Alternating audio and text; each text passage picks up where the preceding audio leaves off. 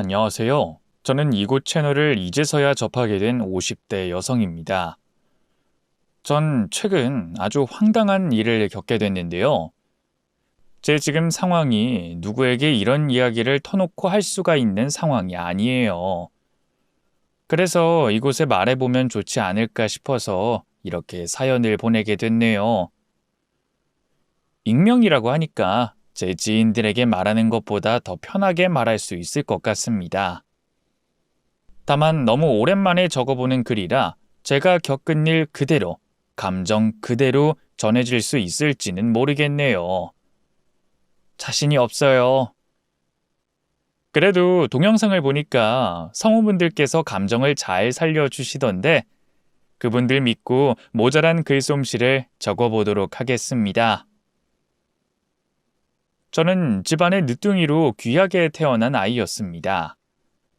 저희 부모님께서는 아이를 갖지 못해 오랫동안 고생을 하셨고 별의별 방법을 다 해보다가 포기하고도 마음을 접은 뒤에야 저를 보게 됐다고 하셨죠. 그렇게 늦은 나이에 어렵게 얻은 외동딸이었던 저는 그만큼 부모님의 사랑을 많이 받고 자랐지만 가끔은 부모님의 그런 관심과 사랑이 힘들 때도 있었어요. 부모님께서는 어렵게 얻은 자식이 혹시나 다치거나 잘못되기라도 할까 걱정하시며 어릴 적부터 저를 너무 끼고 두셨거든요. 그래서 저는 다른 친구들처럼 장난을 치거나 길거리 음식을 사 먹을 수 없었고 조금 자란 뒤에도 늘 부모님의 보호 안에 있었어요. 이른 통금 시간에 학교나 학원을 오갈 때도 부모님께서 늘 함께 하셨죠.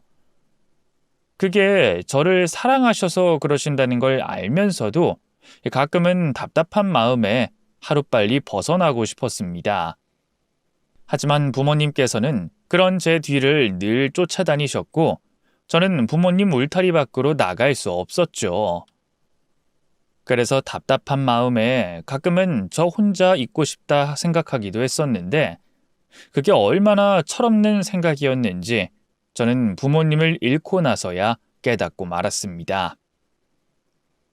제가 한창 대학을 다니던 중 부모님께서 예기치 못한 사고를 당하셨고 그 사고로 인해 부모님께서 크게 다치셨어요.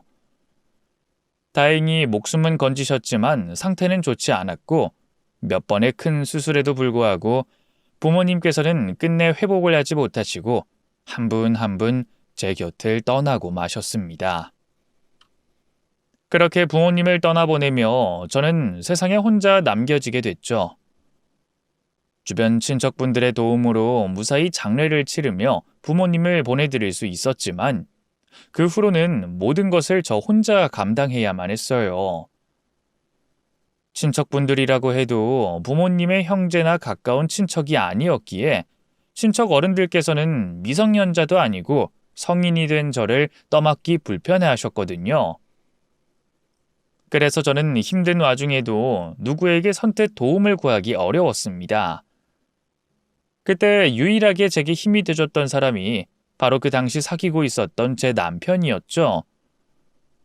그 전까지만 해도 동갑내기에 저보다 정신연령이 어려 보이던 남편이 그렇게 듬직한 줄은 몰랐는데 막상 힘든 상황이 생기니 남편이 누구보다 든든하고 힘이 되더라고요.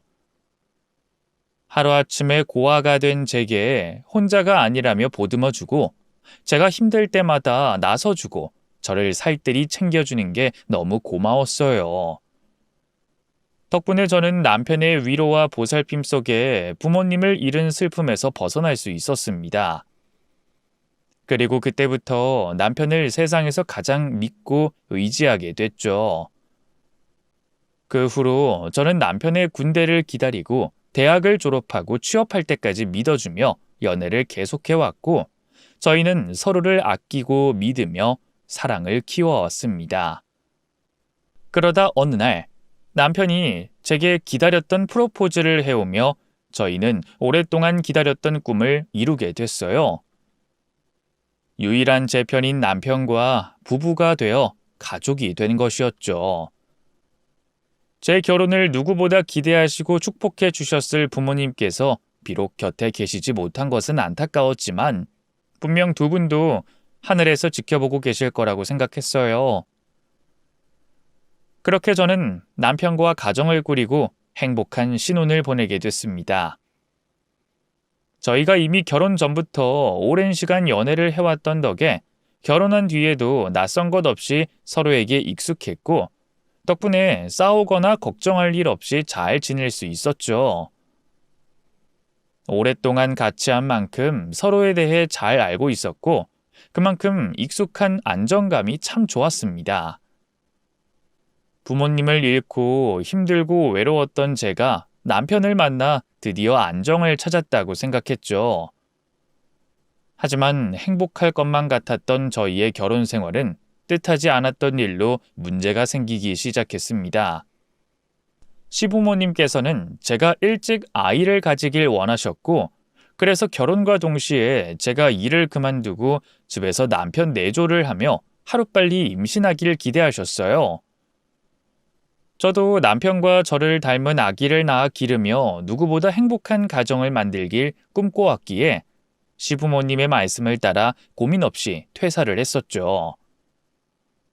그렇게 퇴사한 뒤로 집에서 살림을 배우며 임신을 준비해왔지만 무슨 일인지 저희 부부에게는 아이 소식이 찾아오지 않았습니다. 처음엔 곧 좋은 소식이 들릴 거라 생각하며 천천히 기다려보자 생각했지만 시간이 지나도 여전히 찾아오지 않는 소식에 저도 조급해졌죠. 그래서 혹시나 하는 마음에 병원을 찾게 됐는데 그곳에서 저는 불임 판정을 받게 됐습니다. 그동안 늘 건강했고 별 문제가 없었던 탓에 당연히 임신을 할 수 있을 거라 생각했는데 알고 보니 제가 불임이었던 거예요. 저희 부모님께서도 오랫동안 불임으로 고생하셨는데 저까지 불임이라니 어떻게 이런 우연이 있는지 충격적이었습니다. 하지만 그렇다고 그런 중요한 사실을 숨기고 있을 수도 없었던 저는 어렵게 시부모님과 남편에게 제 이야기를 꺼냈고 그 순간부터 죄인이라도 된 듯 고개를 들지 못하게 됐죠. 제가 불임이라는 말에 시부모님께서는 큰 충격을 받으셨습니다. 그래서 고민 끝에 남편에게 이혼 얘기를 꺼내셨죠. 우리도 새아가도 일이 이렇게 될 줄은 몰랐겠지만 그래도 이건 아니지 않니? 우리가 손주 소식을 얼마나 기다렸는데 하필 불임이라니. 일이 이렇게 돼버렸지만 지금이라도 서로 갈 길 가고 새 출발하는 게 낫지 않겠니? 우리도 오래 고민해보고 하는 말이다. 호찬이 너한테는 아무 문제도 없다는데 괜히 너까지 자식을 포기하고 살 순 없잖니. 미연이한텐 미안한 일이지만 우리는 자식인 네 생각이 먼저 아니냐. 그러니까 지금이라도 이혼 생각해봐라. 무슨 말씀을 하시는 거예요? 지금 저더러 미연이랑 헤어지라고 하시는 거예요? 애 좀 없다고 헤어지라는 게 말이나 됩니까? 부부 관계가 꼭 자식을 낳아야만 이어지는 건 아니잖아요. 다른 사람들은 몰라도 어머니 아버지께서 이런 말씀하실 줄은 몰랐는데 정말 다들 너무하십니다. 아들 걱정한다고 저한테 이러시는 분들이 왜 미연이 생각은 아무도 안 하세요? 미연이야말로 지금 가장 힘들 텐데 그럼 미연이 생각은 안 해보셨냐고요? 시부모님 입장에서는 지금이라도 이혼하는 게 낫겠다 싶으셨을 거고 그래서 남편에게 이혼을 권하셨지만 남편은 그 말에 화를 내며 시부모님의 말을 반대하고 나왔습니다. 그리고는 제게 미안하다며 사과를 하더라고요. 미안해 여보. 나도 우리 부모님 설마 저렇게까지 말씀하실 줄은 몰랐는데 아무리 팔이 안으로 굽는다고 하지만 어떻게 그런 말씀을 하시는지. 딸도 있는 분들이 그러실 줄은 몰랐는데 내가 당신한테 못 들은 소리를 듣게 했어. 정말 미안해. 아니야. 당신이 사과할 필요 없어. 솔직히 난 어느 정도 어머님 아버님 마음 이해해. 더군다나 시부모님께서 손주 소식 기다리셨잖아.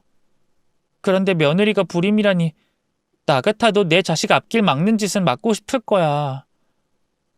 앞길을 막다니 그런 말이 어딨어. 아이 못 가지면 인생이 망하는 거야? 그렇다 해도 난 당신이랑 헤어질 생각 없어. 우리가 얼마나 오랜 시간을 함께 했는데 겨우 이런 걸로 헤어진다는 거야. 그러니까 당신도 괜히 그런 생각 하지도 마. 미안해하지도 말고.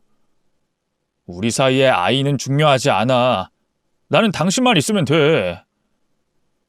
남편은 저보다 아이가 중요하지 않다며 제 편을 들어줬고 그 일로 시부모님과 다투기까지 했습니다.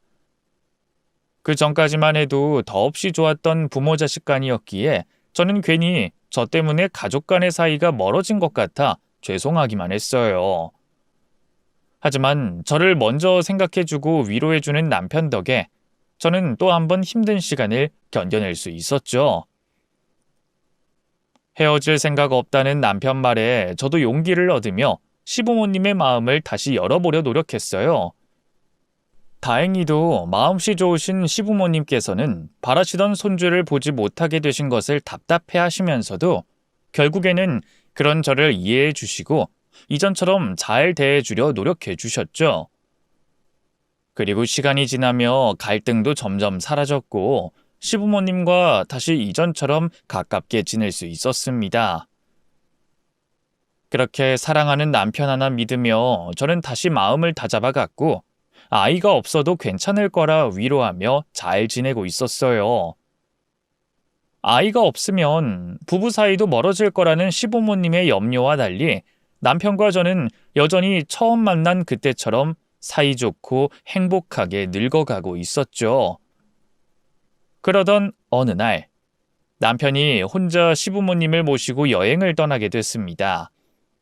원래는 다 같이 바다를 보러 가자며 저도 가기로 했었는데 그날 하필 제가 아픈 바람에 저는 집에 남아있고 남편 혼자 시부모님을 모시게 됐어요. 그런데 그때 도저히 믿을 수 없는 비보를 듣게 됐죠. 시부모님을 모시고 여행에서 돌아오던 남편이 차 사고를 당해 그 자리에서 세 가족 모두 돌아가시게 됐다는 비보였습니다. 오래전 부모님께서 갑작스럽게 사고를 당하셨을 때처럼 또 한 번의 비극에 저는 도저히 제정신일 수 없었습니다. 이제는 제 곁을 지켜줬던 남편마저 떠나버렸으니 말이에요. 그나마 마지막으로 식구들을 제대로 보내드리겠다는 마음 하나로 겨우 버텨 장례를 치를 수 있었지만 하루아침에 또다시 가족을 잃어버리게 된 저는 세상이 무너지는 것만 같았습니다. 왜 내가 사랑하는 사람들은 전부 내 곁을 떠나는 것인지 그 모든 게 제 탓인 것만 같아서 견딜 수가 없었어요. 그래서 저는 괴로움을 참지 못하고 결국 극단적인 선택을 하고 말았습니다. 이렇게 혼자 살아봐야 뭐하나 싶은 생각에 남편을 따라가기로 한 거죠. 하지만 저는 죽지 못하고 구사일생으로 살아나게 됐습니다. 혼자 있을 제가 걱정돼 집을 찾아왔던 시누이가 정신을 잃은 저를 발견해 구해줬거든요. 나 혼자 살아남았다고 저를 원망할 법도 한데 그런 제가 안타까운 건지 시누이는 엉엉 울며 저더러 시부모님과 남편 목까지 행복하게 살라고 절 말렸습니다. 그리고 병실에 누워있던 저는 시누이가 제게 한 말을 여러 번 곱씹게 됐어요. 내가 정말 이렇게 살아도 되는지, 다른 식구들 두고 행복해도 되는지 몇 번을 다시 생각할 수밖에 없었지만 저는 결국 시누이 말대로 살아가기로 결심했습니다. 질겨서 붙어있는 목숨인진 몰라도 제가 명이 다해 떠나는 그날까지 남편과 가족들에게 부끄럽지 않은 인생을 살아야겠다고 다짐했죠. 그렇게 새로운 다짐으로 몸을 회복한 저는 퇴원 후 앞으로 어떻게 살아야 할지 고민을 하게 됐습니다. 그때 저를 찾아온 한 사람이 있었어요. 남편의 친구였던 상일 씨였죠. 저도 상일 씨에 대해서 남편에게 자주 들었기 때문에 두 사람 사이가 절친하다는 건 알고 있었습니다. 하지만 제가 남편의 친구들과 같이 어울리는 성격이 아니라 친하지 않았기 때문에 갑작스러운 상일 씨의 방문에 당황스러웠죠. 제가 연락도 없이 너무 갑자기 찾아와서 많이 놀라셨죠? 죄송해요. 연락드리고 찾아왔어야 하는데 제가 미연 씨 연락처를 모르기도 하고 근처에 잠깐 들렸다가 생각난 김에 들린 거라 놀라셨다면 죄송합니다. 아니에요. 그이랑 워낙 절친하셨으니. 그런데 어떡하죠? 그이 물건들 거의 다 정리했는데. 이번에는 호찬이 때문에 찾아온 거 아닙니다. 미연 씨가 걱정돼서 찾아왔어요. 호찬이 동생한테 최근 일 들었거든요. 그래서 걱정이 된 마음에 혹시 제가 도와드릴 건 없을까 해서요. 실례라는 거 알고 있습니다만 제가 호찬이 녀석한테 미연 씨 사정 들어서 알고 있습니다. 그래서 호찬이가 없는 지금 도움이 필요하신데도 버티거나 견디고 계실 것 같아서요. 혹시 제가 도울 일 없겠습니까? 잡일이라도 괜찮습니다. 뭐든 제가 도와드릴게요. 그게 호찬이를 돕는 일이기도 하니까요. 감사합니다. 그런데 저 괜찮아요. 얼마 전까진 정말 힘들었는데 이젠 그 일을 위해서라도 잘 살아보려고 하거든요. 또 저 혼자서도 웬만한 건 다 할 수 있고요. 저희 남편을 위하는 그 마음만 받도록 하겠습니다. 상일 씨는 제가 걱정된 마음에 찾아왔다며 잡일이라고 해도 자신이 도울 일이 없을지 저에게 물어왔습니다. 솔직히 도움이 왜 필요 없겠어요. 이제까지 저희 부모님의 과보호를 받고 살다 바통을 이어받듯이 남편의 품속에서 살았는데 말이죠. 그런데 잘 모르는 남자의 도움을 받는 게 좋은 선택은 아니다 싶더라고요. 더군다나 남편의 친구라면 더더욱 조심해서 나쁠 게 없을 거라고 생각했습니다. 또 저 스스로도 상일 씨의 도움이 불편하게 느껴졌고요. 그래서 감사하다는 인사와 함께 거절의 의사를 표현했죠.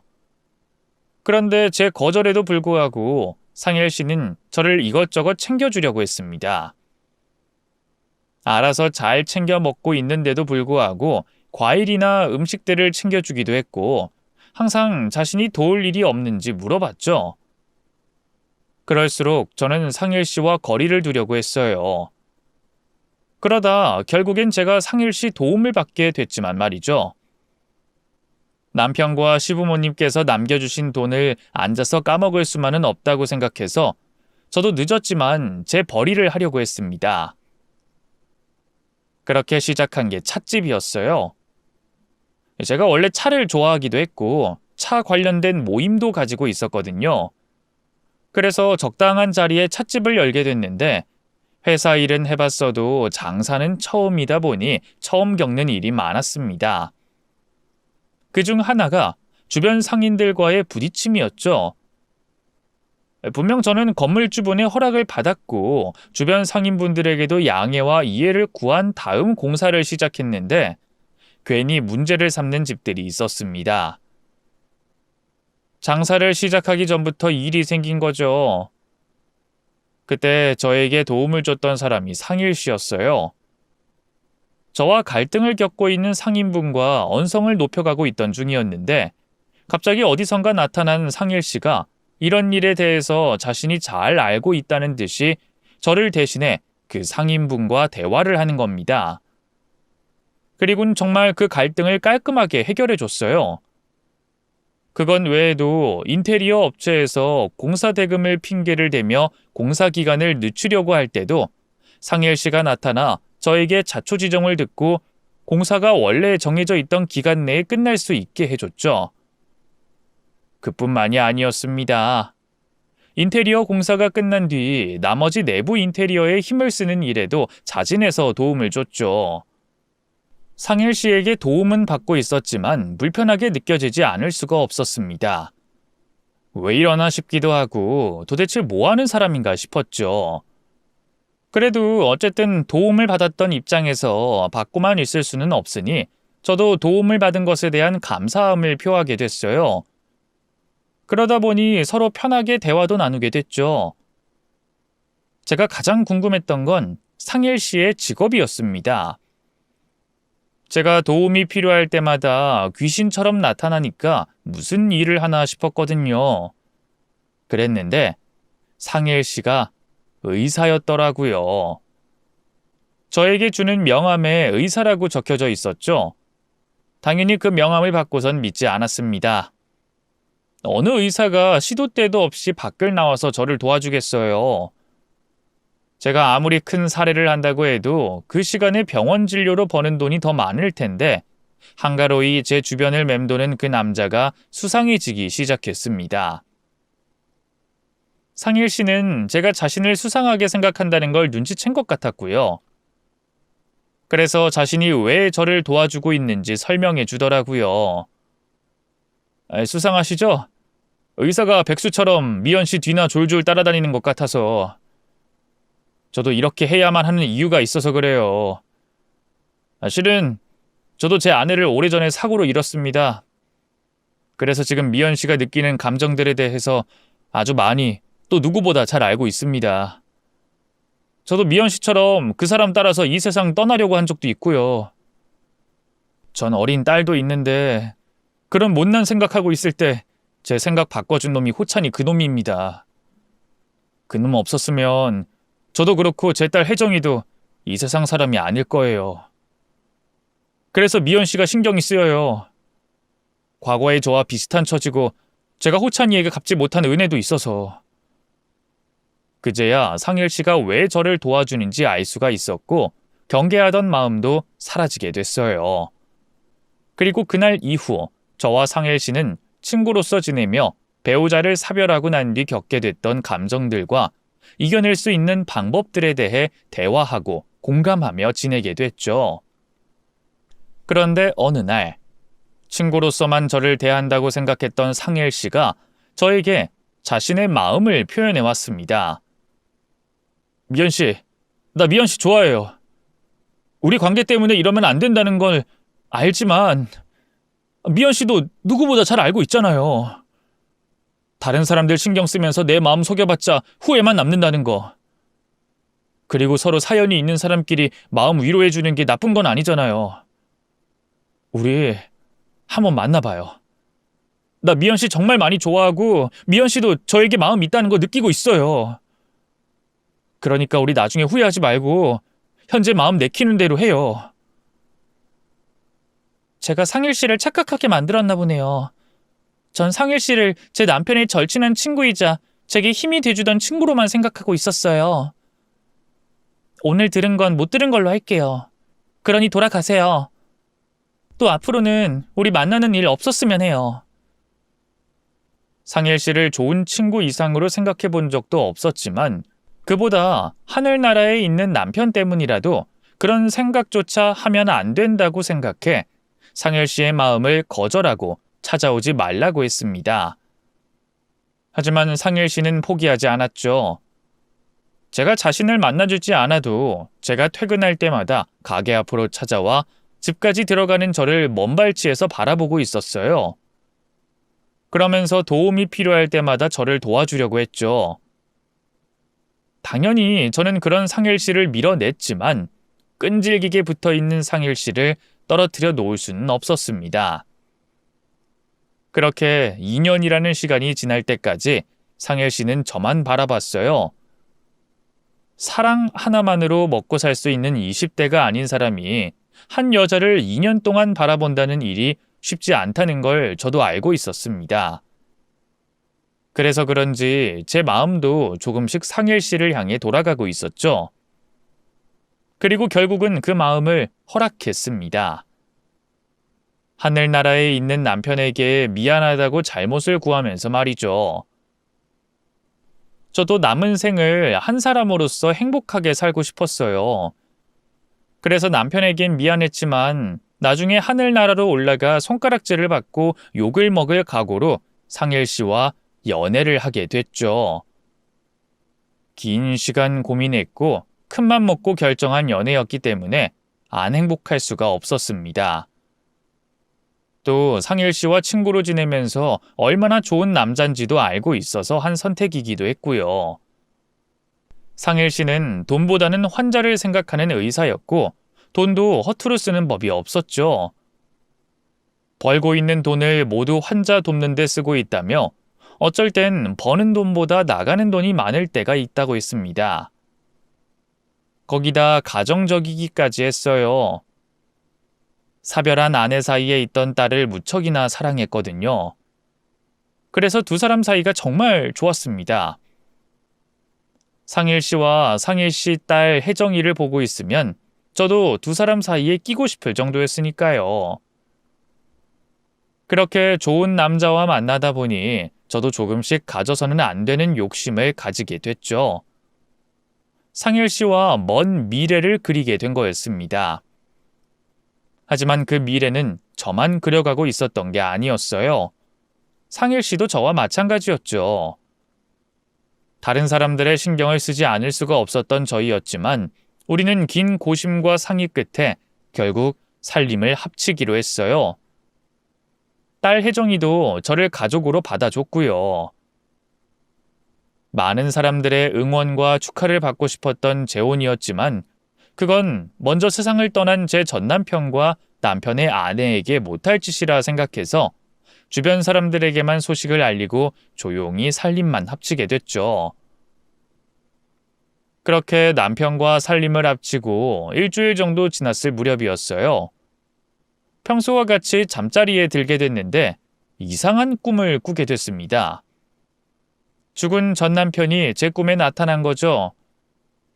제가 그렇게 단 한 번만 꿈에 나타나달라고 수백 번 부탁했을 땐 나타나지 않았던 전 남편이 말이에요.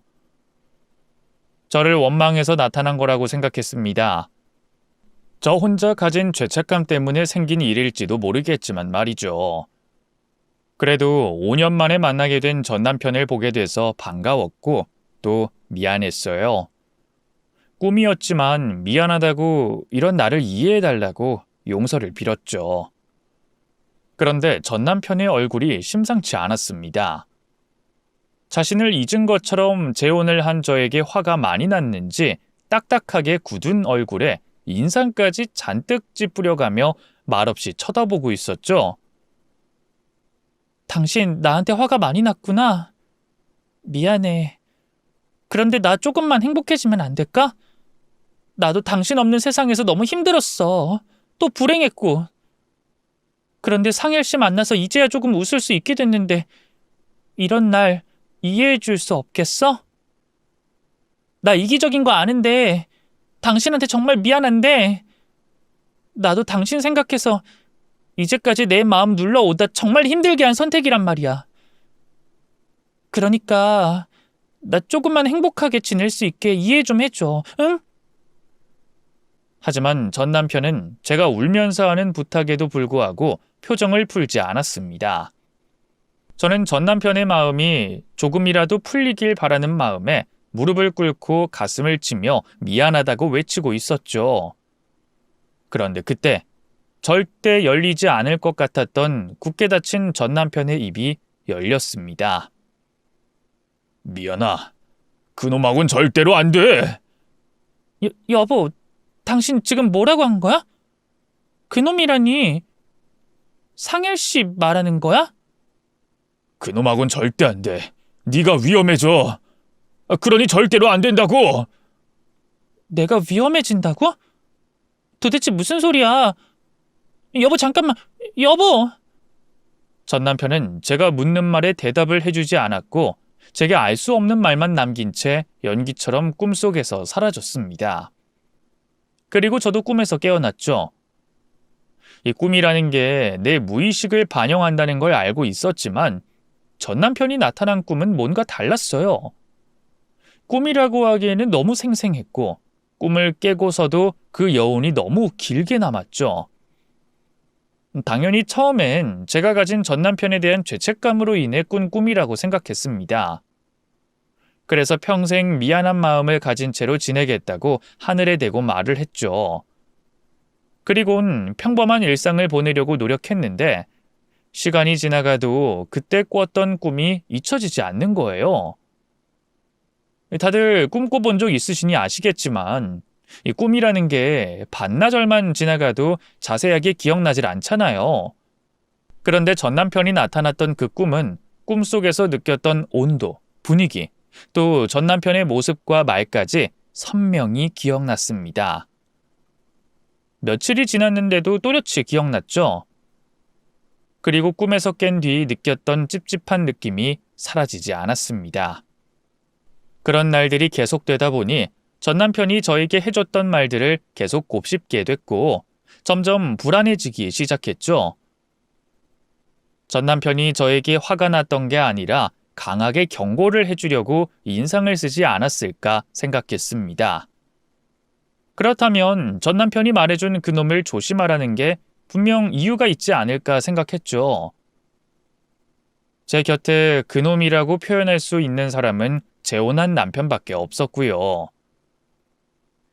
제가 꿈에 과몰입해 이상한 생각을 한 건지도 모르겠지만 한번 확인을 해보자 싶었습니다.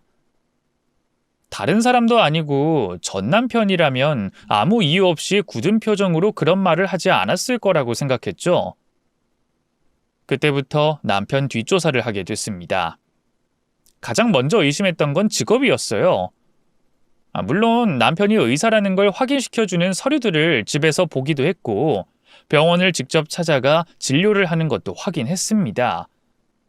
하지만 만에 하나 저를 속이고 있는 거라면 다시 한번 제대로 확인을 하는 게 좋겠다고 생각했죠. 하지만 거짓이 아니었어요. 전 남편은 의사가 맞았죠. 그런데 남편은 의사라는 것만 빼면 전부 다 거짓말이었습니다. 이제까지 저를 속여오고 있었죠. 그걸 알아내는 건 그다지 어려운 일이 아니었어요. 전 남편의 주변을 조금만 탐문해보니 금방 확인할 수 있었죠. 사별했다고 하던 전 와이프를 만날 수 있었거든요. 15년 전 사별했다고 하던 남편의 전 와이프는 아주 멀쩡하게 살아 있었습니다. 그 사실을 알게 되고 저는 바로 사별했다던 전 와이프를 찾아가 남편에 대해서 묻게 됐죠. 네? 제가 15년 전에 죽었다고요? 미친놈.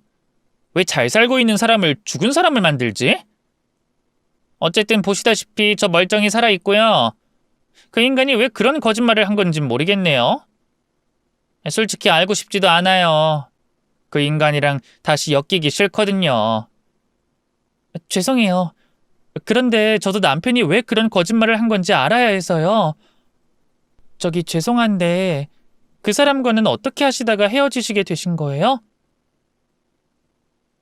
제가 이렇게 그 인간이라고 하면 학을 떼는 이유가 뭐가 있겠어요.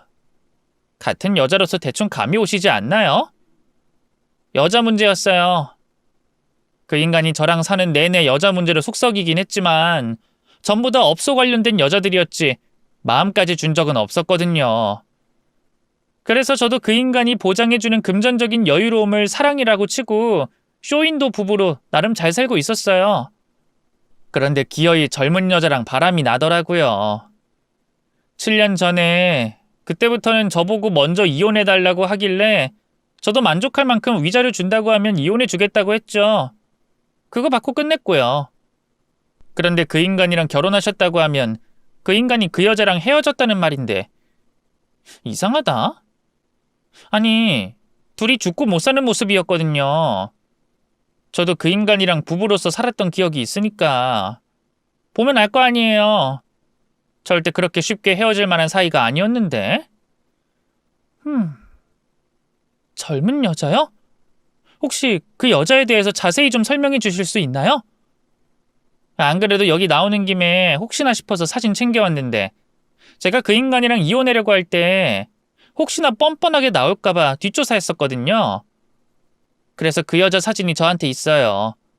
혹시나 해서 가지고 있었는데 이게 필요한 사람이 내가 아니라 다른 사람이 될진 몰랐네요. 여기요. 여잔 가방에서 여러 장의 사진을 저에게 건넸습니다. 그리고 그 사진을 건네받고 확인하게 된 저는 손을 벌벌 떨게 됐죠.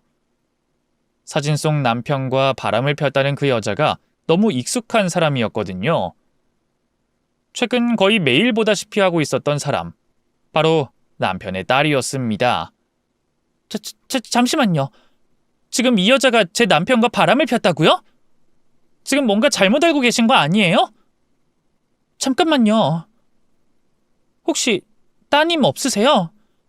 강상일 그 사람과 결혼 생활하시면서 낳은 자식이요. 자식이요? 아니요. 저희 결혼하기 전부터 아이 가지지 않기로 하고 결혼해서 애는 없어요. 그런데 갑자기 왜 제 자식에 대해서 물어보세요? 혹시 그 인간이 인연 보고 자기 딸이라고 해요? 그것도 제 딸이라고? 아니, 그렇다고 해도 그 말을 어떻게 믿어요? 이 여자 이제 딱 30이거나 30 가까이 됐을 텐데. 저한테는 20 초반이라고 말해줬어요. 대학 다니고 있다고. 그리고 전 와이프분이랑 대학 시절 사고를 쳐서 좀 일찍이 부모가 됐다고 해서. 와, 진짜 대단하구나. 미친놈인 걸 알고는 있었지만 내 상상을 뛰어넘는 놈이었네. 저기요, 제가 조언할 입장은 아니지만 지금 당장 이 인간이랑 헤어지세요. 이 인간 정상 아니에요. 어떻게 자기랑 바람난 년을 자기 딸이라고 소개해줘요? 아, 그년이랑 한 집에서 살면서 헛짓거리 하려고 그러는 거구나? 하, 근데 왜 그렇게까지 하지? 그 순간 남편이 왜 제 꿈에 나타나 그놈과는 안 된다고 말을 했는지 알겠더군요. 정말 기가 막혔어요. 어떻게 그런 생각을 해낼 수 있는지 신기할 정도였습니다. 드라마와 영화에서 별의별 불륜관계를 봤었지만 이런 식의 불륜관계는 처음 봤죠. 어떻게 불륜녀를 딸이라고 재혼녀에게 속이고 한 집에서 지내게 할 수 있는 건지 정말 미친 사람들 같았습니다. 두 사람 모두 말이죠. 그리고 두 사람 관계를 알고 나니 전부 다르게 느껴졌어요. 제가 봤던 두 사람의 수상한 모습들이 말이죠. 가끔 두 사람을 지켜볼 때면 보통의 부녀관계 이상이구나 싶었습니다. 20살이 넘어 다 큰 딸이 스스럼 없이 아빠의 다리 위에 앉아있기도 했고 뽀뽀를 시작했다고 하면 한 번 쪽하고 끝나지 않았어요. 서로 얼굴을 문대다시피 했죠. 간지럼 장난을 치는 것처럼 하며 딸의 몸을 스스럼 없이 만지기도 했고 남편과 딸이 마주칠 때면 남편이 딸의 엉덩이를 치기도 했습니다. 그런 모습을 바로 옆에서 보던 저는 좀 과하다 생각하긴 했지만 두 사람 사이가 다른 부녀 관계보다 더 각별해서 더 돈독한 사이라 그런다고 생각했어요. 또 두 사람을 제지하지 못했던 이유 중 하나는 제가 자식을 가지지 못하고 없었다는 이유였죠. 아무래도 부모 자식 간에 느끼는 감정을 다 알지 못하다 보니 괜히 말을 꺼냈다 저만 이상한 사람이 될 것 같아서 말을 꺼낼 수가 없었어요. 그런데 이제 와서 생각해보니 두 사람이 했던 행동들 모두 부녀 관계에서는 볼 수 없는 이상한 행동들이 맞았던 거였죠. 저를 속인 남편과 그 여자를 욕해야 하는데 왜 내가 곁에서 뻔히 보고 있으면서도 눈치를 못 챘을까라는 생각에 저 스스로를 자책했습니다. 그러다 도대체 왜 나를 이토록 기만하는 건가 싶더라고요. 만약 제가 남편과 결혼을 먼저 한 상태고 여자가 중간에 들어왔으면 지금 이 상황이 이해가 됐겠죠. 저 몰래 바람을 피기 위해서 그런다고요. 그런데 두 사람이 사귀고 있는 상황에 저를 왜 굳이 개입을 시킨 건지 그 이유를 도저히 생각해봐도 모르겠던 겁니다. 분명 무슨 꿍꿍이가 있는 건 확실했는데 말이죠. 그래서 제가 직접 두 사람의 꿍꿍이가 무엇인지 알아보기로 했습니다. 집안 곳곳에 빈틈없이 녹음기를 안 보이게 설치한 거죠. 제가 같이 있지 않으면 연인인 두 사람이 분명 한 번쯤은 저를 두 사람 사이에 데려온 이유에 대해서 말할 거라고 생각했어요. 그 내용을 들을 수 없다고 해도 두 사람의 관계를 입증할 수 있는 증거를 획득할 수 있다고 생각해서 녹음기를 설치했죠. 그날 이후 주기적으로 녹음이 된 내용이 있는지 확인을 했습니다. 저를 두 사람 사이에 끌어들인 계획에 대해서 알아내는 건 쉽지가 않았어요. 하지만 제가 없을 때 즐긴 두 사람의 미래에 대한 내용들은 전부 다 녹음이 됐죠. 그러다 드디어 두 사람 입에서 제 이야기가 나왔습니다. 오빠, 근데 이제 슬슬 시작해야 되지 않겠어? 우리 기다린 시간만 해도 벌써 5년이야. 거기다 앞으로 기다릴 시간까지 합해보라고. 저 여자 아무것도 눈치 못 채고 있고 오빠한테 완전히 넘어왔던데. 이제 하려던 계획 바로 시작하자. 나도 그러고 싶지. 그런데 아직 때가 아닌 것 같아. 조금만 더 기다리자. 지금 살림 합친 지 얼마 안 돼가지고 돈 이야기 나오면 분명히 의심이 싹 틀 거야. 조금 더 믿음직한 모습 보여줘야 돼. 오빠 설마 저 여자 마음에 있는 거 아니야? 왜 그 미운 정도 정이라고 하는데 5년 동안 좋아하는 척하고 있으면 진짜로 그런 마음이 생기지 않겠어? 솔직히 말해봐. 저 여자한테 다른 감정 생긴 거야? 혜정아, 그 무슨 말도 안 되는 소리야. 내가 저런 아줌마를, 그것도 널 두고? 이건 내가 해명을 하는 것도 기가 막히다. 나 맹세코 저 여자한테 개미새끼 한 마리만큼의 마음도 없어. 내가 조금만 더 기다리자고 한 건 정말 비즈니스적으로 생각해서 말한 거야. 너도 생각해봐. 잘 되고 있는 병원 갑자기 없고 새로 하나 차리자고 하면 이상하게 생각하지 않겠어? 거기다 이번에 자기 돈까지 들어가는 일인데 뭘 하나 확인해도 제대로 하려고 하겠지. 물론 뭘 알아봐도 지가 알아낼 수 있는 게 없지만 뭐든 확실히 해야 하지 않겠어? 만약에 잘못되면 우리 지난 5년간의 노력이 물거품 되는 거잖아. 그러니까 조금만 기다려. 내가 병원 더 크게 만들어서 더 많은 환자 진료하고 싶다고 그 여자 꼬셔서 병원 세우게 할 테니. 제가 가진 돈으로 병원을 세운다고 했습니다. 그리고 지금 벌이고 있는 계획이 5년 전부터 실행되고 있다 말했죠. 또 본격적으로 계획이 실행되고도 얼마간은 제 옆에 있어야 하는 듯 했어요. 조금만 더 실토를 해주면 좋으련만 그날 두 사람은 거기까지만 대화를 했습니다. 감질나게 알고 나니 더 조급해지더라고요. 하지만 그럴수록 더 차분하게 행동하려고 했습니다. 잘못하다간 일을 그르칠 수도 있었으니까요. 그래서 두 사람과 마주하고 남편이라는 놈과 한 입을 덮고 자면서도 절대 내색하지 않고 평소처럼 행동했죠. 그러면서 전과 같이 틈틈이 그 계획에 대해서 알아가고 있었습니다. 어쩔 때는 1분도 안 되는 대화 내용도 있었고 전에도 들었던 똑같은 내용을 들은 적도 있었죠. 하지만 아무리 짧은 대화라도 놓칠 수 없었고 그래서 여러 방에 녹음된 내용 전부 다 확인했습니다. 시간도 엄청나게 걸렸어요. 제 본업인 찻집 운영이 힘들 정도로 녹음 내용을 분류하고 기록하는 데 시간을 썼죠. 그리고 결국 그 조각조각 난 내용들을 모두 합쳐 두 사람의 계획이 무엇인지 알아낼 수 있었습니다. 예상했던 것처럼 두 사람은 저에게 사기를 치려고 했어요. 의사였던 남편은 과거 여러 차례 생긴 의료사고와 그로 인해 뒤따라온 빚으로 인해 병원을 운영할 수 없는 사람이었습니다. 그래서 몇 년 전부터 흔히 사무장 병원이라고 하는 병원을 개원하고 있었죠. 이 상황마다 다르겠지만 원래 사무장 병원에서는 보통 의사 면허를 빌려주는 의사가 갑이기 마련인데 남편은 의료사고를 일으킨 전적도 많고 혼자서 개원할 수 있는 자금도 없어 의린 입장으로 일을 했다고 합니다. 그래서 개원 전부터 불리한 계약을 맺고 병원 일을 하고 있었죠. 그런데 일을 할 때마다 병원 투자자인 사람들과 수익 배분으로 문제가 있었나 봐요. 스스로 생각하기엔 의사인 자신이 일이란 일은 다 하는데 가져가는 돈은 계약 때문에 적게 가져가니까요. 흔히 재주는 곰이 넘고 돈은 되놈이 받는다는 것처럼 느낀 거죠.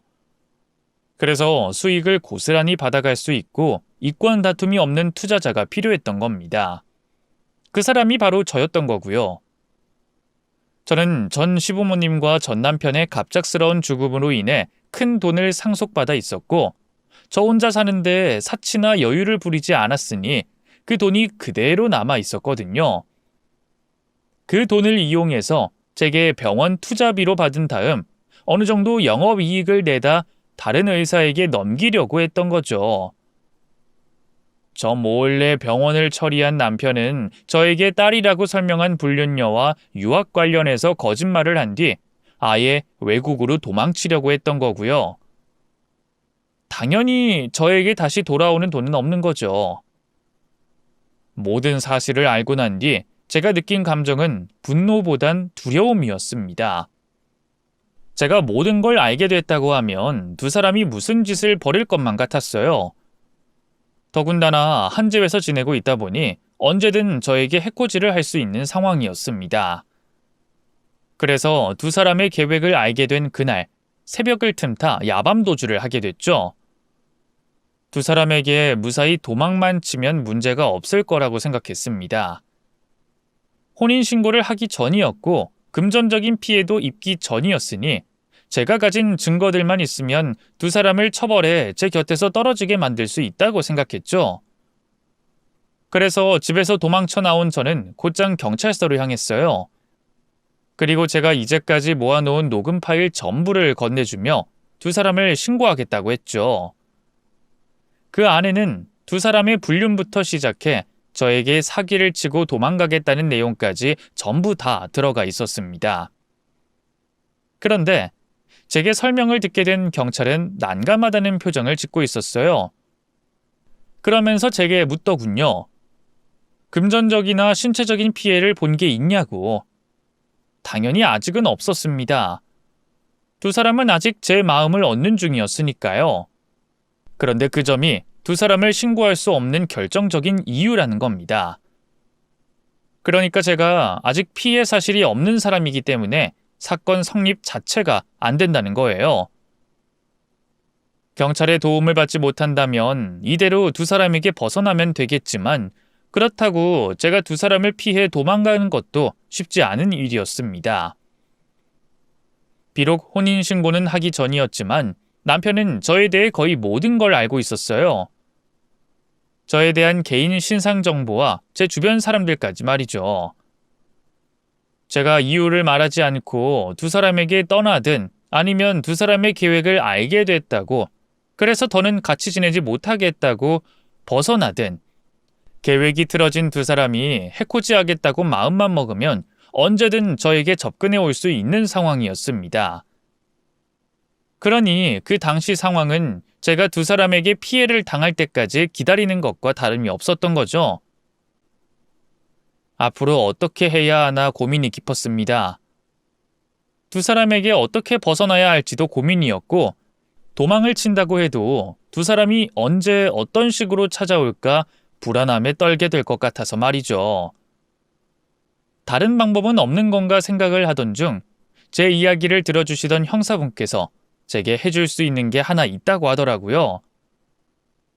원래는 사건이 진행되거나 직접 접수해 위원회를 거쳐 심사를 통과 후 가능한 일인데 이 상황이 상황인 만큼 절차를 이후에 하는 걸로 하고 신변 보호를 해주겠다고 말씀하셨죠. 제 입장에서는 이것저것 가릴 때가 아니었습니다. 남편과 그 여자에서 저를 보호할 수 있는 일이라면 뭐든 받아야 하는 입장이었죠. 그래서 감사하다는 인사와 함께 바로 신변 보호를 받게 됐어요. 우선은 당장 조치를 취할 수 있는 스마트워치를 받았고 제가 잠시 머물게 될 숙소 주변을 수시로 순찰해 주겠다고 말씀하셨죠. 추후에 제 거처가 정해지고 앞으로의 계획이 정해진다면 남편과 그 여자에게 신변 보호를 받는 것에 대한 경고를 할 수 있다고 했습니다. 경찰이 신경 써주고 있다는 것만으로도 충분히 안심이 되더라고요. 이후 저는 임시로 머무를 숙소를 빌린 후 두 사람에게 법적으로 조치를 취할 수 있는 방법을 변호사 사무실을 찾아가 확인해가며 그 집에서 나와 살 준비를 하게 됐습니다. 그 사이 당연히 제가 없어졌다는 걸 알게 된 남편에게서 전화가 걸려왔죠. 여보, 당신 어디 있는 거야? 아니, 어디 간다는 말도 없이 맨몸으로 나가면 어떡해? 거기다 연락은 왜 계속 안 받고? 내가 얼마나 걱정했는지 알아? 알아. 당신이 나 없어져서 걱정했다는 거 아주 잘 알고 있어. 뭐? 당신 말투가 왜 그래? 내가 무슨 잘못이라도 했어? 나한테 화가 나서 이래? 찔리는 게 있긴 있나 보지? 말을 꺼내지도 않았는데 먼저 재발저리는 모습이네? 그럼 내가 단순히 화만 나지 않았을 거라는 걸 알고 있을 텐데. 안 그래? 계속 무슨 말이야? 왜 그러는데? 당신 나한테 일부러 접근한 거잖아. 내가 전 남편과 시부모님께 받은 돈을 노리고. 왜? 아니라고 할 수 있어? 내가 당신이 나한테 딸이라고 소개시켜준 불륜녀와 당신이 나눈 대화 내용이라도 들려줄까? 당신들 계획이 전부 담겨져 있는. 여보, 무슨 소리야? 불륜녀의 계획이라니. 왜 이상한 소리를 해? 그리고 당신이 뭘 녹음했다고 그러는 건데? 야, 이 미친놈아. 내가 집 곳곳에 녹음기 설치해서 너네 두 미친 것들이 나눈 대화 녹음해서 다 들었어. 너네 둘이 좋아 죽고 이상한 짓거리 하는 것까지 전부 다 녹음했다고. 그리고 너 나한테 아내분과 사별했다고 했지? 웃기고 있네. 그럼 나도 죽은 사람이냐? 아니면 내가 귀신이라도 보는 무당이라도 돼? 너가 죽었다고 한 아내분 내가 만나고 왔는데 그분이 말해주시더라.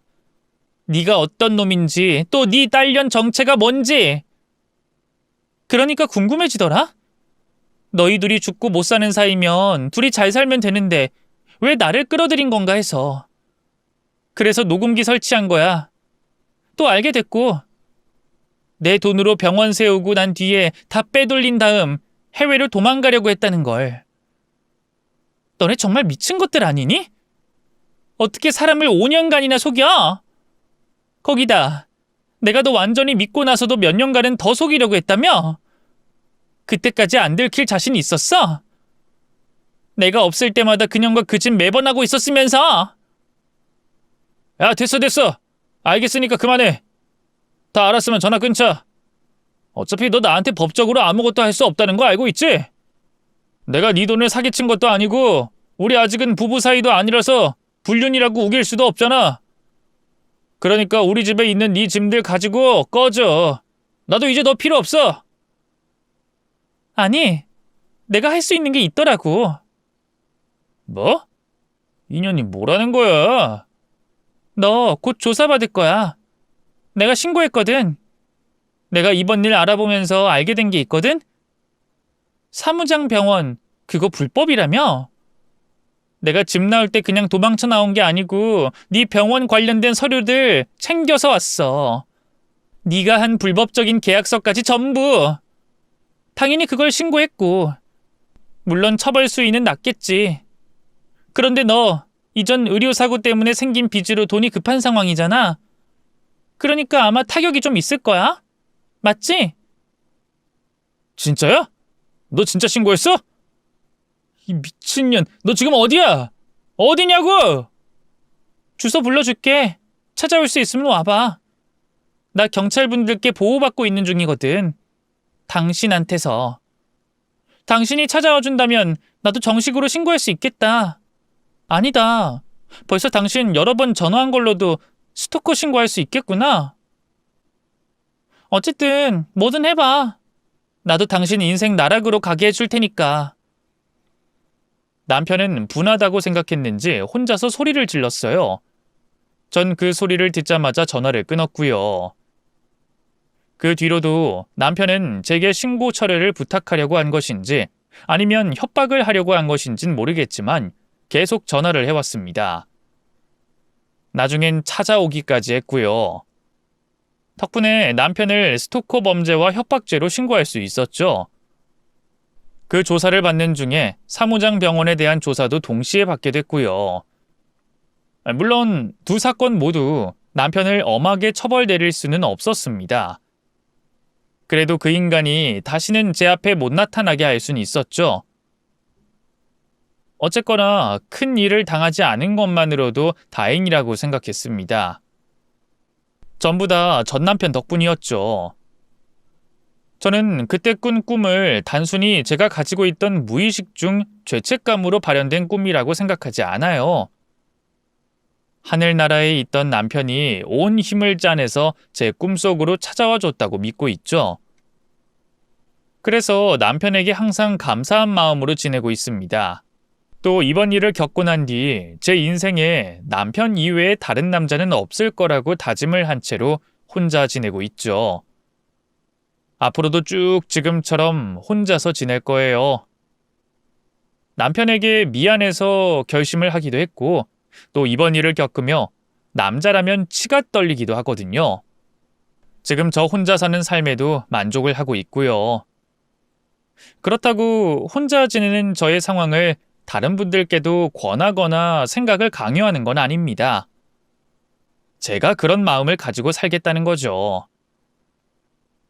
그럼 지금의 이 평온함을 하늘나라에 있는 남편을 만날 때까지 유지할 수 있길 바라고, 또 그렇게 되길 믿으며 저는 글을 이제 그만 마치겠습니다.